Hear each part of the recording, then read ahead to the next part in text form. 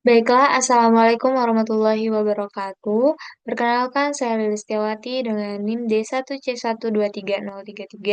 Di sini saya akan menjelaskan tentang laporan praktikum teknik pengeringan yang dimana kami memakai sampel yaitu biji kopi dan juga biji kakao. Latar belakang, di sini biji kopi SNI 0129072008 menetapkan kadar air maksimum 12,5% basis basah. Kadar air berlebih memicu kontaminasi jamur Aspergillus dan Penicillium yang menurunkan cita rasa. Biji kakao, kadar air diturunkan dari 55 sampai 60% menjadi 6 sampai 7%. SNI 23232008 menetapkan batas maksimum 7,5%. Pengeringan tidak sempurna meningkatkan asam lemak bebas dan menurunkan nilai jual. Jenis dan pengolahan biji kopi. Biji kopi memiliki dua jenis, yaitu Arabica dan Robusta. Arabica memiliki rasa yang kompleks dan juga asam yang khas, sedangkan Robusta memiliki rasa yang kuat dan kafein yang tinggi.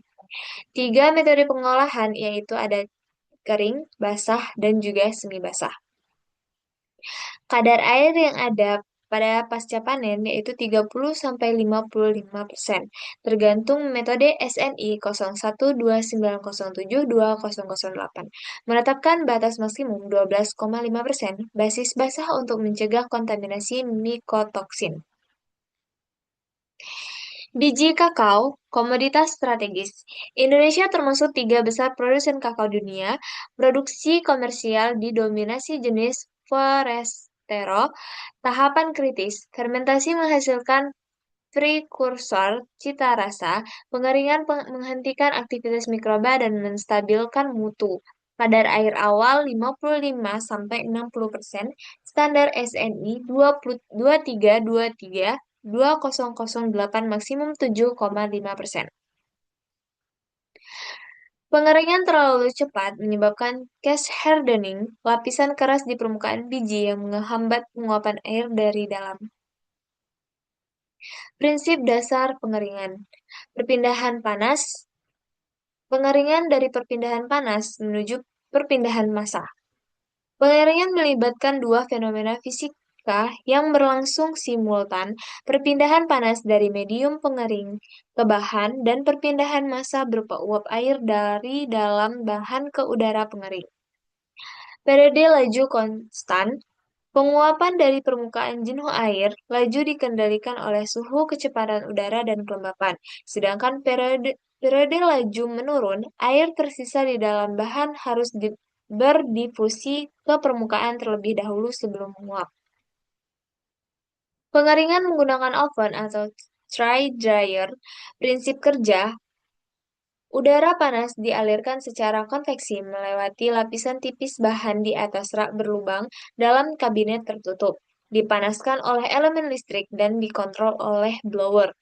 Keunggulan yang pertama itu ada suhu terkontrol presisi, tidak bergantung dengan cuaca. Lebih higienis, terlindung dari kontaminan. Dan yang terakhir, waktu pengeringan itu lebih terprediksi. Suhu optimal pada pengovenan itu dari kopi 40 sampai 60 derajat Celcius, sedangkan kakao dari 50 sampai 60 derajat Celcius. Hasil uji pengeringan yang kami dapatkan dari biji kakao itu kadar air awal biji kakao itu sebanyak 19,98% dan kadar air akhir yang ada pada biji kakao itu 9,93%. Sedangkan pada biji kopi, kadar air awal itu ada 18,99% dan kadar air dari biji kopi setelah pengovenan terakhir itu adalah 9,94%. Kadar air kedua bahan menurun signifikan dan konsisten selama proses pengeringan, mengikuti pola penurunan cepat di awal, melambat, dan mendekati stabil. Tiga tahap pengeringan. Yang pertama itu tahap awal, cepat. Air bebas di permukaan mudah menguap. Dari biji kakao itu dari awal 19,98% sampai 12,81%. Sedangkan biji kakao dari awal 18,99% sampai 13,96%. Perpindahan massa berlangsung sangat efektif. Tahap yang kedua itu tahap menengah, melambat. Air terkait dalam struktur sel butuh energi lebih besar untuk diuapkan.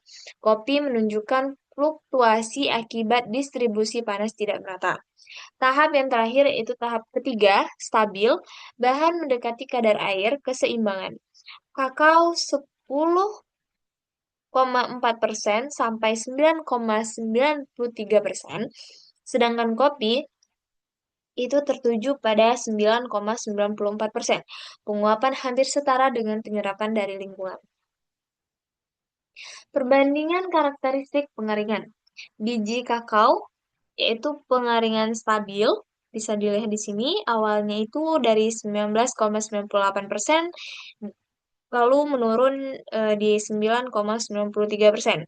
Sedangkan biji kopi, pengeringan tidak stabil, di awal 18,99%, sedangkan di akhir itu sangat menurun di 9,94%.